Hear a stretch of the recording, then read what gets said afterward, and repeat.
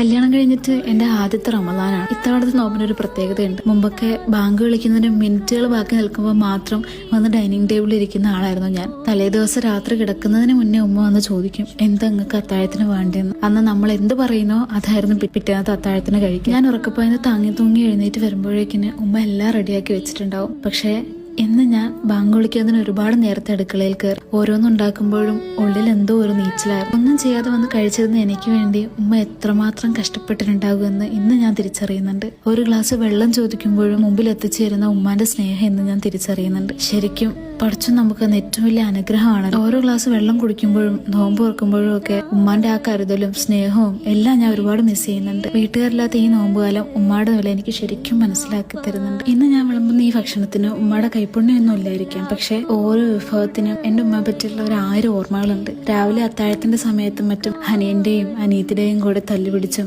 നോമ്പ് തുറക്കാൻ നേരം ഇഷ്ടമുള്ള ആഹാരത്തിന് എടുക്കാൻ വേണ്ടിയിട്ട് വഴക്കുകൂടിയും പരസ്പരം കളിയാക്കിയും ഇതൊന്നുമില്ലാതെ ഈ റമദാൻ അതെന്തോ ഒരു വലിയ ശൂന്യതയാണ്. അന്ന് അടിയുണ്ടാക്കി കഴിച്ചിരുന്ന ഭക്ഷണത്തിന്റെ രുചിയൊന്നും ഇപ്പോഴത്തെ ആഹാരത്തിന് എനിക്ക് തോന്നുന്നില്ല. എന്റെ ഓരോ പ്രാർത്ഥനയും ഉമ്മായും ആ വീടും വഴക്കുകളും എന്റെ സഹോദരങ്ങളും ഒക്കെ ഉണ്ടാവും.